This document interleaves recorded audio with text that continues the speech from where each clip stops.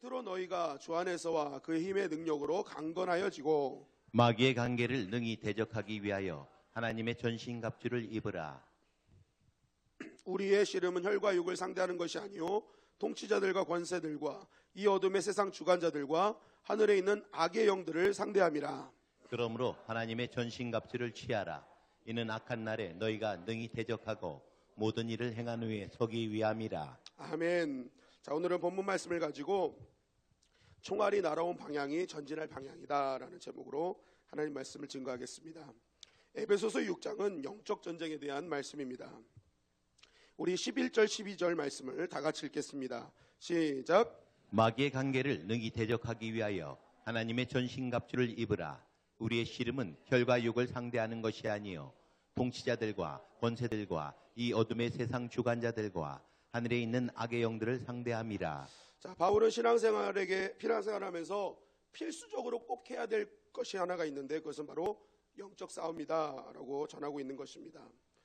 바울뿐만이 아니라 성경은 곳곳에서 믿는 자들에게는 영적인 전쟁이 있음을 말씀하고 있습니다. 마가복음 3장 13절 15절 말씀입니다. 다 같이 읽겠습니다. 시작. 또 산에 오르사 자기가 원하는 자들을 부르시니 나아온지라. 이에 12를 세우셨으니 이는 자기와 함께 있게 하시고 또 보내사 전도도 하며 귀신을 내쫓는 권능도 가지게 하려 하심이로라. 자, 예수님께서 제자들의 12제자를 부르실 때도 여러 가지 이유로 부르셨지만 그 중에 하나가 뭐예요? 귀신 내쫓는 권능을 주셨어요. 악한 영들을 상대하는 능력을 주셨단 말입니다. 이게 무슨 말입니까? 너희들이 내 제자로 살아가면 반드시 영적 전쟁은 꼭 다가오게 될 것이다. 그러니까 너희는 이미 이 권능을 줄 테니까 너희는 싸워라 라는 것이죠. 베드로전서 5장 8절 말씀입니다. 다 같이 읽겠습니다. 시작. 근신하라 깨어라 너희 대적마귀가 우는 사자같이 두루 다니며 삼킬 자를 찾나니. 자, 우리가 지금 깨어 있어야 되는 이유가 뭐라는 거예요? 대적마귀가 우는 사자와 같이 삼킬 자를 찾고 있다. 여러분, 사자가 울 때 가장 크게 울 때가 배고플 때라는 거예요. 내가 반드시 사냥해서 내 배를 채우겠다. 막 어떤 절박함이 있을 때 우는 거죠. 그러니까 이 사단 마귀가 그런 절박한 심정으로 내가 오늘 믿는 자들을 넘어뜨리고 낙심시키고 무너뜨리겠다 하면서 뭐예요? 지금 그 사람을 찾고 있다는 것입니다. 그러니까 믿는 사람들은요 바로 이러한 치열한 영적 생존 싸움이 준비되어 있다는 거예요. 여러분, 욥기에도 보면 우리가 하나님과 사단의 대화를 보지 않습니까? 욥의 믿음을 인정하는 하나님, 그 믿음을 인정하지 않는 사단. 여러분, 우리는 알지 못하지만 벌써 이미 영적인 세계에서 일들이 진행되고 있다는 것입니다. 마귀는 어떻게든지 성도를 무너뜨리려 하고 있고 하나님은 어떻게든지 성도를 살리시고 회복시키려고 하는 그 전쟁이 일고 있다는 거예요. 여러분, 이처럼 내가 느끼지 못한다고 해서 영적인 세계가 없는 것이 아니라는 것입니다. 영적인 세계는 반드시 있고 그 영적인 세계의 영적 전쟁은 성도가 반드시 치러야 될 전쟁이라는 것입니다. 여러분, 그래서 오늘 이 시간 우리는 더욱더 깨어 있어야 될 줄 믿습니다. 영적으로 깨어 있어야 반드시 승리할 수 있는 것입니다. 그런데 오늘날 많은 교회들과 성도들이 이 영적 전쟁에 대한 무지로 인해서 어떡합니까? 교회가 부실해지고 성도들의 믿음이 부실해지고 작은 시험에도 넘어지고 있다는 거예요. 에베소서 6장 11절 말씀입니다. 다 같이 읽겠습니다. 시작. 마귀의 관계를 능히 대적하기 위하여 하나님의 전신갑주를 입으라. 자, 마귀의 공격 무기가 간계래요. 간계. 이 간계가 원문을 보니까요, 속이려고 작정한 교활한 음모라는 뜻이에요. 속이려고 작정한 교활한 음모로 마귀가요 성도들을 무너뜨린대요. 그래서 창세기 3장의 그 선악과 사건에도 보면은 뱀이 왜 이용됩니까? 하나님이 지으신 들짐승 중에 가장 간교하더라. 간교한 거예요. 그러니까 마귀가 그 간교함을 이용한 거예요. 간계를 쓰는 거예요. 교묘하게 단어 하나 살짝 바꿔서 뭐예요? 성도들을 헷갈리게 하고 그 어렵게 해가지고요 넘어지게 하는 거예요. 그래서 뭐예요? 하나님과의 관계를 무너뜨리고 사람과 사람과의 관계를 무너뜨리고 사람과 창조물의 관계를 다 틀어져 버리게 만들어버린 것입니다. 여러분, 우리가 이 땅을 살아가면서 이단들이 왜 악한 세력일까요? 간계를 쓰는 겁니다. 간계를 써서 뭐예요? 우리를 교묘하게 질문 하나 툭 던져놓고 무너뜨리고 낙심하게 만드는 거예요. 창세기 3장의 마귀처럼 사단처럼 뭔가 있는 것처럼. 여러분 그 요즘 유행하는 신천지 보니까 이런 질문들을 해요. 2000년 전 예수님의 외모가 어떠셨을 것 같습니까? 네. 지금 우리는 웃잖아요. 근데 이거에 넘어가는 사람이 있다니까요. 어떻게 생겼을까? 2000년 전 예수님이 왜 중요해요? 십자가에 달리신 예수님만 바라보면 되지. 그 외모가 왜 중요하냐고요. 저처럼 생겼으면 실망하실 거예요? 그러다고 예수님 실망하시면 그냥 아유 예수님 이상하게 생겼네, 등치가 너무 크네, 그러면서 예수님 안 믿으실 거냔 말이에요. 그 예수님 외모가 중요한 게 아니잖아요. 예수님이 우리를 위해서 십자가에 달리신 그 사건이 중요하잖아요. 그거 봐야죠. 그런데 여기 넘어가는 거예요. 예수님이 재림 때 타고 오시는 구름은 무엇일까요? 이게 뭔 질문이에요. 이게 어떤 구름을 타고 오시느냐가 중요한 게 아니잖아요. 오시는 게 중요한 거잖아요. 오시는 게 중요한 거예요. 왜 구름에 집중하냔 말이에요. 하나님은 왜 어머니라고 부르지 않고 아버지라고 부를까요? 여러분, 하나님은요, 아버지라고 부르는 건 그 어떤 속성에 대한 문제거든요. 아버지 하나님, 어머니 하나님, 이게 안상홍이 얘기하는데 그렇게 아버지 하나님, 어머님 나눈 게 아니라 하나님은요, 아버지의 속성도 갖고 있고 어머니의 속성도 갖고 계세요. 그래서 불같이 우리가 잘못될 때는 화를 내시는 경우도 있지만 정말 위로가 필요할 때는 어머니처럼 따뜻하게 안아주실 때도 있는 거예요. 하나님은 이 두 가지 속성을 다 갖고 계시기 때문에 여자와 남자를 창조하시지 않으셨습니까? 그러니까 다 우리의 형상대로 만들었다라고 말씀하고 있는 거예요. 혹시 하늘나라에 장로님이 몇 분이 있는지 아십니까? 몇 분이 있을 것 같아요. 그게 왜 중요하냐고요. 근데 이러한 말도 안 되는 질문들을 교묘하게 집어넣는 거예요. 그러니까 이러한 질문 외에도요, 좀 괜찮은 질문들도 있어요. 좀 혹하는 질문들이 있어요. 그런데 요렇게 또 요런 거에 궁금하신 분들이 있거든요. 그러니까 요런 걸 톡톡 집어넣는 거예요. 간계하게, 아주 간교하게 요런 것들을 다 집어넣어가지고 뭐예요? 넘어뜨리고 무너뜨리게 하고 결국 가정을 틀어뜨리고 교회와 멀어지게 하고 하나님과 멀어지게 하는 그러한 악한 세력이라는 것입니다. 여러분, 우리가 기억해야 될 것은 마귀는요, 골리앗처럼 등장해서 야 싸우자, 내가 마귀야, 내가 악한 영이야 하고 위협하고 그렇게 행동하고 나오지 않는다는 거예요. 또 귀신 들려가지고 하고 이렇게 나오고 막 이러지 않는단 말이에요. 어떻게 해요? 보이지 않게 역사하는 거예요. 겉은 멀쩡해요. 그런데 이간질, 시기, 질투, 거짓, 이 마귀가 갖고 있는 자기의 속성을요, 그 뒤에 숨어서 교활하게 뭐예요? 그걸 갖고 싸우는 거예요. 그래가지고 어떡합니까? 하나님과 사람과 모든 관계들을 다 틀어버리게 하는 것입니다. 여러분, 그렇기 때문에 마귀가 나타나면 싸워야지, 한번 나타나면 내가 알겠지, 이런 식으로 대처하면 신앙생활하면요 반드시 질 수밖에 없는 것입니다. 여러분, 믿음의 사람들은요 늘 영적인 전시 중임을 꼭 기억해야 되는 것입니다. 그런데 마귀는 이것을 잊게 만드는 거예요. 번영신학, 기복주의 신학, 여기에 사로잡혀서 예수 믿으면 복받는다, 형통한다, 잘된다, 더 잘된다, 여기에만 집중하게 만드는 거예요. 그러니까 뭐예요? 영적 전쟁이라는 것을 아예 생각지도 않게 하는 것입니다. 영적인 전쟁을 아예 무지하게 만들어버리는 거예요. 그러니까 아예 싸우지도 못하게 만들어버리는 거예요. 그래서 어떡합니까? 잘된다, 더 잘된다, 이것만 있으니까요, 안 되면 뭔가 잘못된 것처럼, 하나님이 안 계신 것처럼 낙심하고 좌절하고 하나님 원망하는 일들이 비일비재하게 일어나고 있는 것입니다. 여러분, 이스라엘 백성들이 하나님의 구원의 은혜로 출애굽했잖아요. 기적 같은 은혜로 홍해가 갈라졌단 말이에요. 그러면 그 뒤부터 번영이 막 시작됐어요. 막 엄청난 막 복받는 일들만 넘쳐났습니까? 그렇지 않아요. 가나안 땅을 가기 위해서 수많은 전쟁을 치러야 됐단 말이에요. 구원받은 백성이 가나안까지 가기에는 반드시 치러야 할 전쟁이 있다는 것입니다. 그럼 어떤 분들은 또 그래, 그래, 예수 믿는 것은 이렇게 피곤한 거야, 이거 맨날 싸워야 되니까 이거 어떻게 한 거야, 그러면서 이렇게 생각하시는 분들이 있을 수 있어요. 그런데 한번 가만히 보시기 바랍니다. 만약 하나님의 백성이요 가나안에 대한 꿈과 비전도 없어요. 간다고 하니까 영적 전쟁이 기다리고 있다고 하는 거예요. 아유, 안 되겠다, 그냥 나는 여기서 비굴하게 노예 생활하면서 주는 밥이나 열심히 먹어야지. 여러분, 전쟁은 피할 수 있으나 어느 누가 노예 자리에서 밥이나 얻어먹는 그 형편을 보고 복받은 인생이라고 할 수 있냔 말이에요.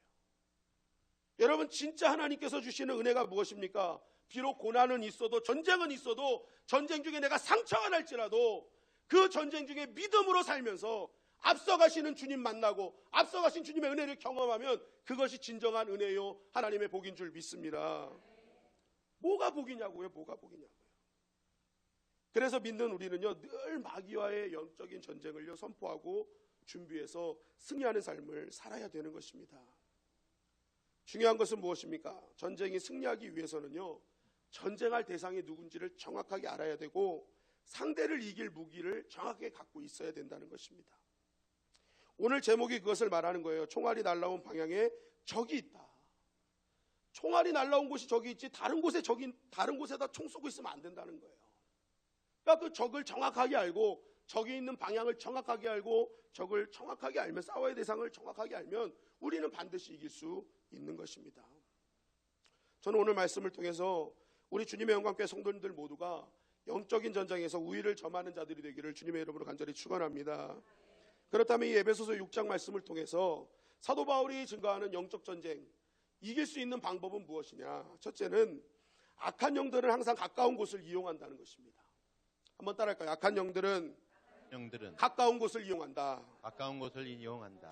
자, 이 에베소서 6장 이제 마지막 후반주를 쭉 보면은요, 사도 바울이 강조하는 것 중에 뭐냐면 5장 후반절부터 이 부부와의 관계, 자녀들과의 관계, 종과 상전들의 관계, 가까이 있는 사람들과 잘 지내기를, 또 그들과 아름다운 관계를 맺는 방법을 강조하고 있어요.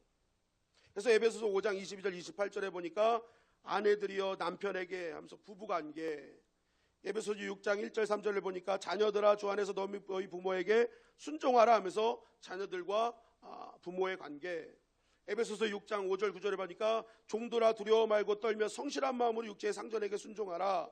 9절에 보니까 상전들아 너희도 그들에게 이와 같이 하고 위협을 그치라 하면서 직장의 어떤 상사와 어떤 내 위치의 관계, 어떤 그런 것들을 강조하고 있어요. 더 관계를 잘 맺는 방법들을. 제가 이 말씀들을 묵상하면서 왜 바울은 하필이면 영적 전쟁 바로 위에 이런 관계, 가까운 사람들과의 관계를 이렇게 유지하도록 얘기하고 있는가라는 것을 묵상하게 되었어요. 그러면서 제가 깨달은 것이 있었습니다. 가장 가까운 곳에서부터 영적 전쟁은 시작될 수 있기 때문에, 그것이 가장 우리에게 큰 타격을 줄 수 있기 때문에 이 사도 바울은 가까운 자들과 계속 아름다운 관계를 맺기를 원하고 있었구나라는 것을 묵상하게 되었습니다. 여러분, 실제적으로 우리가 가장 힘들 때가 언제입니까? 가까운 사람이 나를 힘들게 할 때 가장 어렵다는 거예요. 아프리카에 있는 사람, 남미에 있는 사람이 나한테 뭐라고 한들 여러분 문제 삼을 거 있습니까? 아프리카에서 나한테 뭐라고 한들 우리가 가서 뭐라고 할 수도 없잖아요. 문제가 될 게 없어요. 그런데 진짜 문제는 뭐예요? 가까운 나의 가족, 나의 성도, 나의 직장 동료, 이런 사람들이 뭐예요? 문제가 생기면요 너무너무 힘들고 어렵게 살게 된다는 것입니다. 그것을 알고 뭐예요? 마귀는요 가장 가까운 사람들을 그렇게 이용하는 거예요. 사랑하고 존경하고 아껴줘야 될 대상들인데 오히려 오해를 가지게 하고 삐뚤한 생각을 가지게 해서 서로 아파하고 힘들게 하면 뭐예요? 그 모든 관계를 다 포기하게 만들고 결국은 예배마저도 방해하는 일들이 벌어지게 된다는 것입니다. 얼마나 많은 가정에서 부부와 자녀와 부모의 관계, 시어머니와 며느리 사이에서 얼마나 많은 불화들이 있어요. 여러분, 오죽하면 며느리들의 평생의 주제 찬송이 뭐예요? 예수가 함께 계시니 시험이 오나 겁없네. 예수님 그래서 더 열심히 믿는데요, 시험이 와도 겁이 없대요. 시험이가 아무리 와도 겁이 없대요. 왜 남편을 낳아서 나를 이런 고생시킵니까? 시어머니한테. 그 남편 안 낳아줬으면 다른 남자 만났을 텐데 이런, 아니면 혼자 살던지 이런 불평불만을 하게 되고, 오늘날 자녀와 부모 사이에 얼마나 관계가 깨지고 있어요. 사랑해야 될 교회 동역자들 사이에서 원수 맺고 분통한 일들이 얼마나 벌어지고 있습니까? 더 큰 문제는 뭐예요? 이 영적인 전쟁을 모르니까 뭐예요? 그 배후에 있는 악한 영들과 싸워야 될 전쟁을 선포해야 될 하나님의 백성들이 그 사람들과 전쟁을 선포해버리는 거예요. 여러분, 제가 그동안 목회하면서 교회에서 성도들끼리 문제가 난 다음에, 목사님, 나는 저 사람과 나를 이렇게 만들어 놓은 사단 마귀가 미워요, 한 사람을 한 번도 본 적이 없어요. 문제가 생기면 뭐합니까? 목사님, 용집사 미워요, 황권사 미워요, 박장로 미워요, 권목사 미워요. 다 우리 교회 성 없는 사람들이에요. 권목사는 저만 하고요. 왜요? 악한 영들 싸워서 난 마귀가 미워요 해야 되는데 대상이 밉대요. 그 사람이 밉대요. 뭐예요? 그 배후에 있는 마귀를 못 보는 거예요. 그러니까 다 속아 넘어가는 것입니다. 마태복음 16장 16절 17절 말씀해 보니까 이 예수님이 이렇게 말씀하고 계세요. 다 같이 읽겠습니다. 시작. 시몬 베드로가 대답하여 이르되 주는 그리스도시요 살아계신 하나님의 아들이시니이다. 예수께서 대답하여 이르시되 바요나 시몬아 내가 복이 있도다. 이를 내게 알게 한 이는 혈육이 아니요 하늘에 계신 내 아버지시니라. 베드로가 주는 그리스도시요 살아계신 하나님의 아들이십니다. 너 난 누구냐라고 생각하냐 하는 그 말에 이렇게 대답해요. 그러니까 예수님이 뭐라 하세요? 야 베드로야 잘했다 하지 않잖아요. 너 이렇게 하신 것은 혈육이 아니다. 하늘에 계신 내 아버지다. 영적인 것에서 너를 하나님께서 영적으로 너를 잡아주신 거야. 근데 마태복음 16장 22절 23절 바로 뒤에 또 어떤 일이 벌어집니까? 우리 다 같이 읽겠습니다. 시작. 베드로가 예수를 붙들고 항변하여 이르되 주여 그리 마옵소서 이 일이 결코 주께 미치지 아니하리이다. 예수께서 돌이키시며 베드로에게 이르시되 사탄아 내 뒤로 물러가라. 너는 나를 넘어지게 하는 자로다. 내가 하나님의 일을 생각하지 아니하고 도리어 사람의 일을 생각하는도다 하시고. 조금 전까지 하나님의 지배를 받던 베드로가 지금 뭐예요? 사단의 지배를 받는 거예요. 그러니까 우리는 순간순간 영적으로 하나님의 지배도 받았다가 사단의 지배도 받았다가 하는 거예요. 그러니까 우리가 말하는 거는요, 내가 말하는 것 같지만 실제적인 거는 뭐예요? 다 내 영의 지배를 받고 있는 거예요.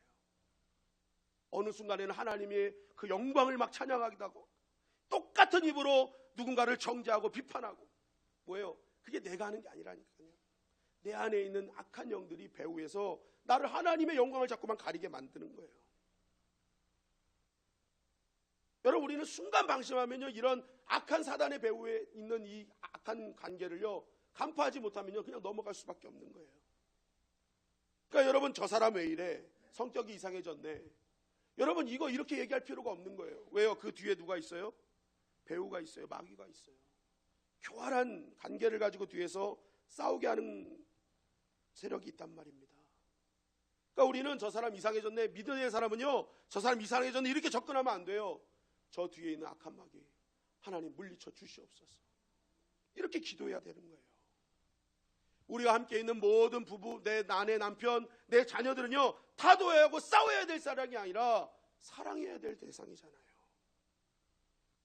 타도해야 될 사랑은 지금 내 옆에 사랑하는 동역자들이 아니에요. 그 뒤에서 혼미케 하는 악한 영들과 싸워야 되는 것입니다. 그래서 예수님은 제자들을 먼 타국으로 보내시기 전에 뭐예요? 미리 다 고향으로 보내시는 거예요. 너 가까이 있는 사람 먼저 사랑하지 않으면 저 멀리 있는 사람 사랑할 수 없어. 저 멀리 있는 사람 사랑하는 거 다 거짓말이야. 그거예요.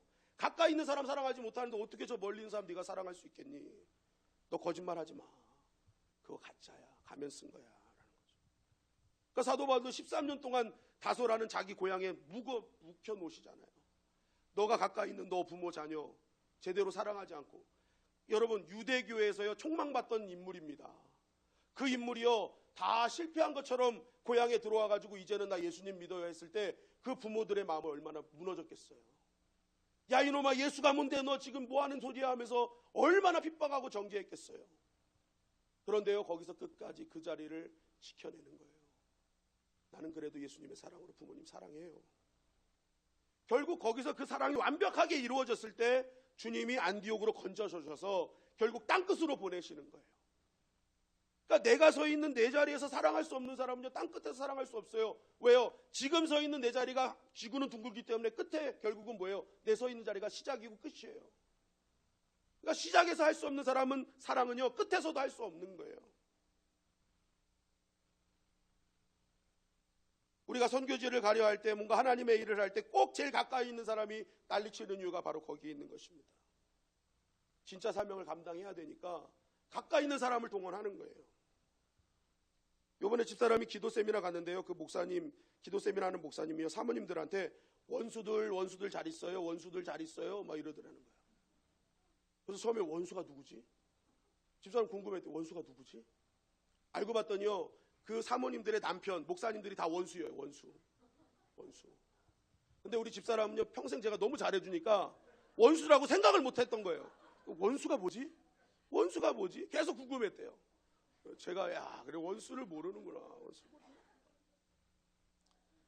여러분 사모님들이요 힘든 게요 성도님들 때문이 아니래요. 누구 때문이래요? 목사님들 때문이래요. 여러분 그러면 그 목사님들 뭐가 문제겠어요? 그 목사님들도 사람이에요. 성령 충만하지 않으면 그 배후에서요 사단이 장난치는 거예요. 가장 옆에 있는 사랑해야 될 사모를요 가장 뭐예요? 힘들게 만들고 어렵게 만들어 버리는 거예요. 성도님들에게 화풀이를 못하니까 사모들에게 화풀이 하는 거예요. 그게 뭐예요? 다 마귀가 뒤에서 장난하는 거예요. 그렇다고 사모님들이 목사님들 앞에서 마귀야 물러가라 할 수도 없잖아요. 그죠? 속으로 해야지. 속으로 마귀야 물러가라. 마귀야 물러가라. 여러분 우리가 선교할 때요 속 다 뒤집어 놓고 갈등 생기고 환경적 어려움하고 자꾸만 이렇게 주는 이유가 뭐예요? 그 무너져야 되니까. 그러니까 우리는 방심하면 안 되는 거예요. 여러분 우리가 앞으로 캠프도 합니다. 내가 죽고 너를 살려주는 일이에요. 너를 세워주는 일이에요. 그런데 사단마귀 거기서 장난하는 거예요. 사람들 배후에서 뒤에 숨어가지고요 너가 살고 저건 죽어야 돼.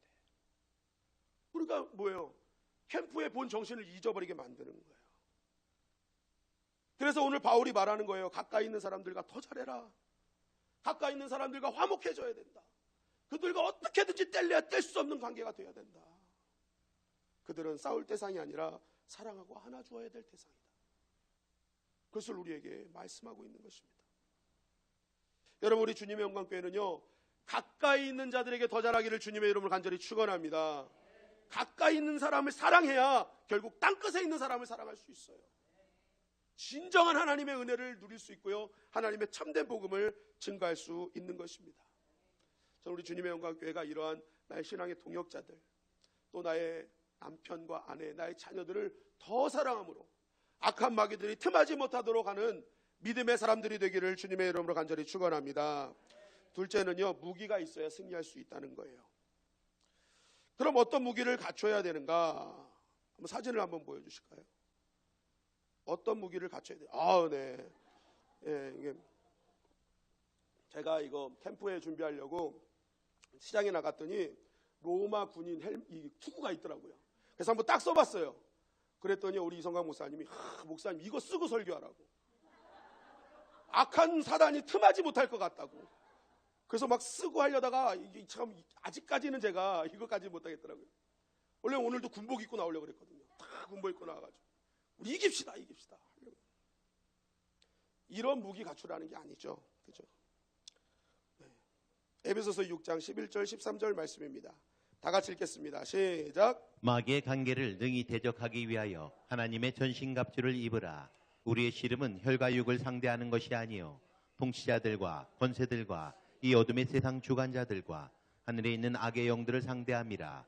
그러므로 하나님의 전신갑주를 취하라. 이는 악한 날에 너희가 능히 대적하고 모든 일을 행한 후에 서기 위함이라. 자, 마귀의 관계를 이기기 위해서 꼭 너희가 갖춰야 될 무기가 있다. 하나님이 입혀주시는 전신갑주 입어라. 이 전신갑주는요 당시 로마 군인들의 갑옷, 그런 전투 시에 입는 옷의 그 단어에서 유래된 단어입니다. 그러니까 전쟁 중에 입어야 될 옷이라는 거예요.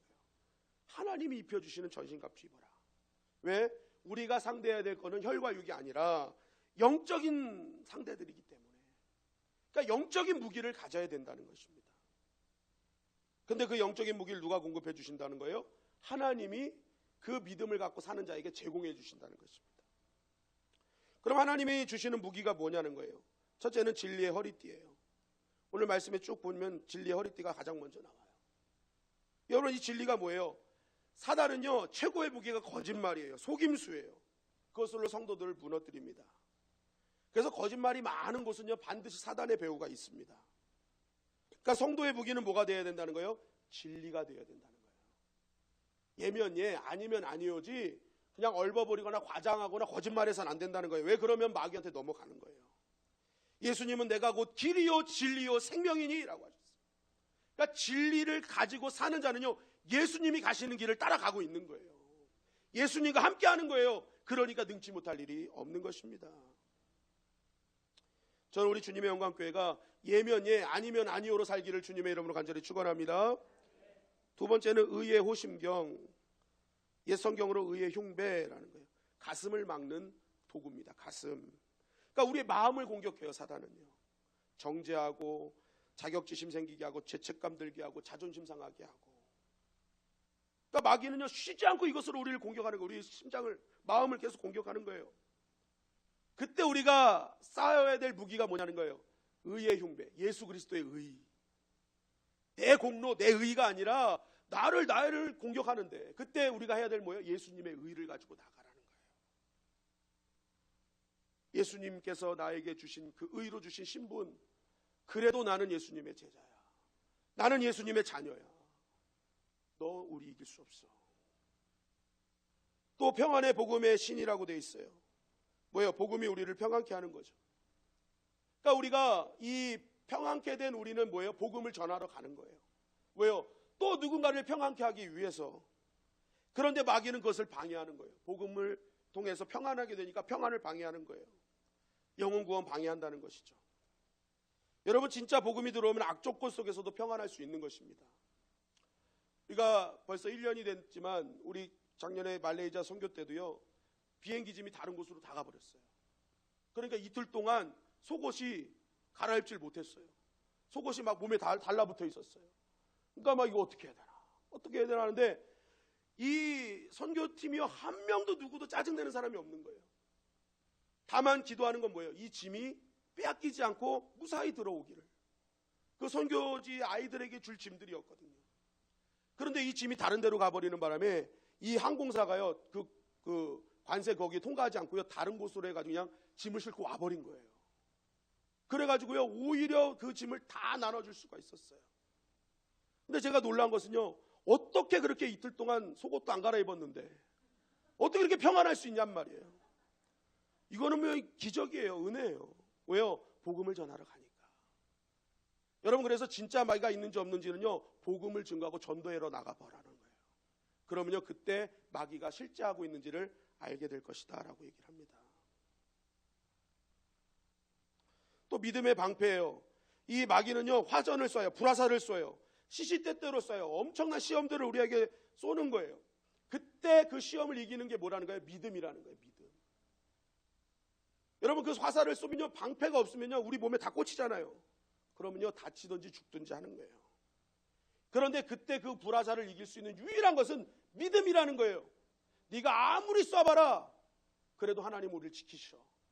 우리 가정을 지키셔. 나를 지키셔. 내 가족을 지키셔. 나는 끄떡하지 않아. 아무리 쏴봐. 풍랑을 만난 제자들이 너희들 왜 이렇게 믿음이 없느냐. 물론 문제가 생기면 너희들 믿음 발동하라는 거예요. 그럼 하나님이 그 믿음대로 지키시고 보호해 주신다는 거예요. 또 구원의 투구입니다. 마귀는 늘 우리를 괴롭힐 때 구원의 문제로 다가와요. 우리의 생각을 자꾸만 잠식하려고 그래요.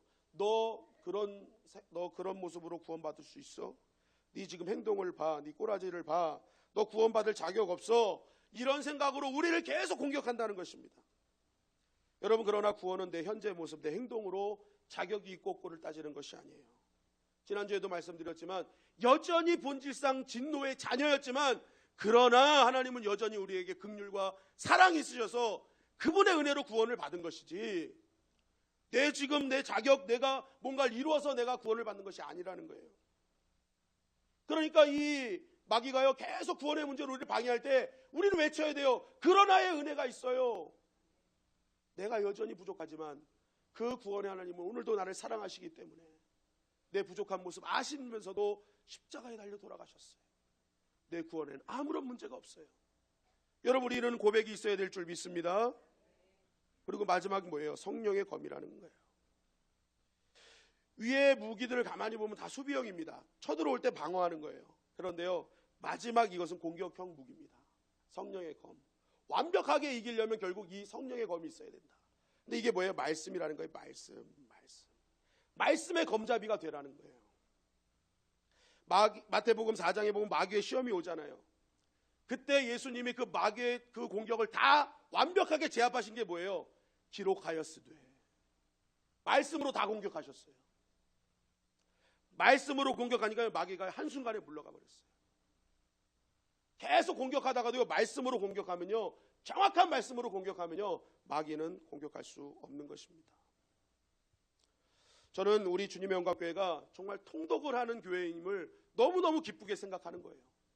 왜요? 그 말씀을 읽고 읽다 보면요, 내가 마귀의 공격을 받을 때 가장 필요한 순간에 하나님이 성령께서 역사하셔서 이길 말씀을 생각나게 하시는 거예요.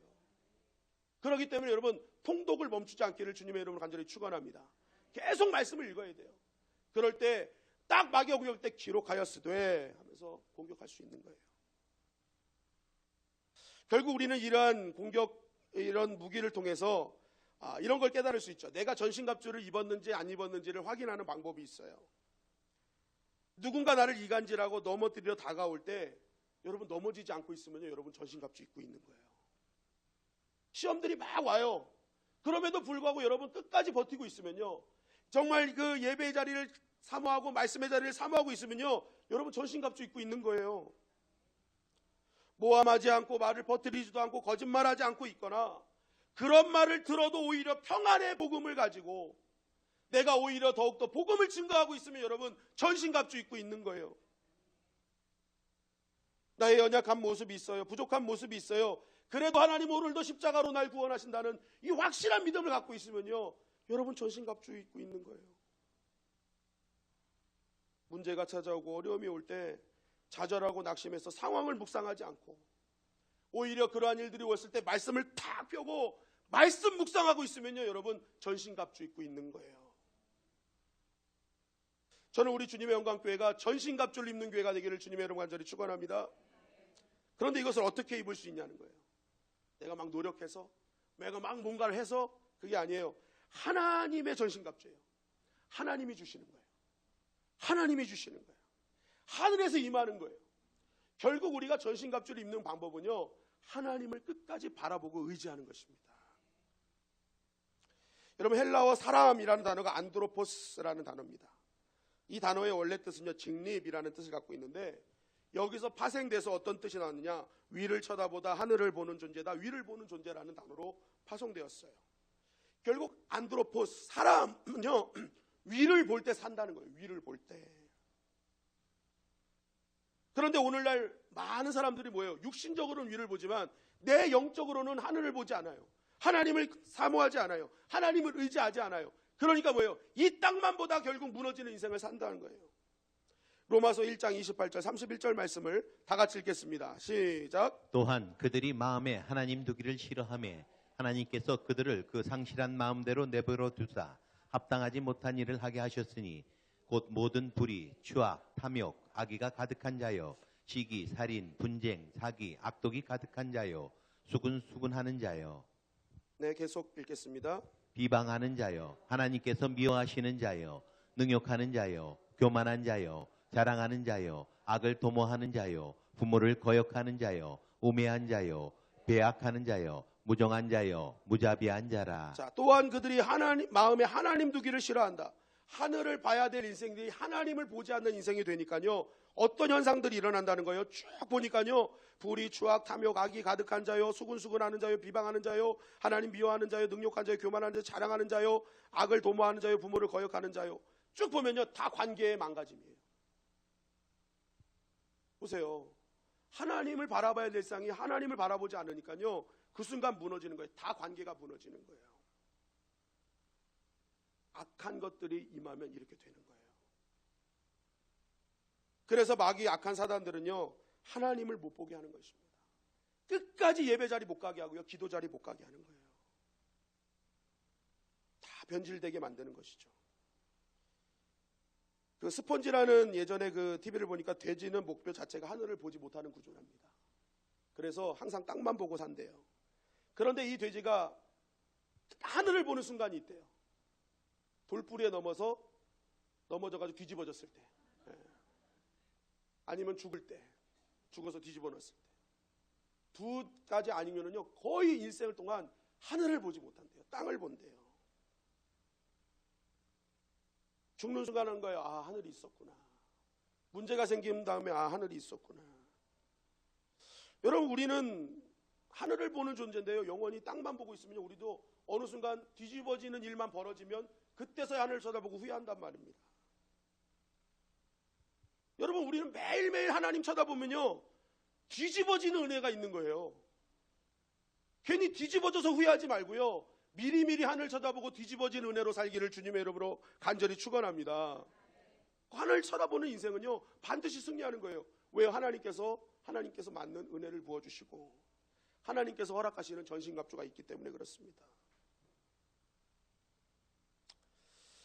여러분, 이 말씀을 준비하면서요, 제가 그 썰전이라는 걸 보면서 유시민 그 농객이 하는 얘기 중에 굉장히 가슴에 와닿는 말이 있었어요. 이번 주에 급이 다르면 이제 체급이 다를수록 이제 뭐 플라이급에서 싸우는 펀치와 헤비급에서 싸우는 펀치가 다르다.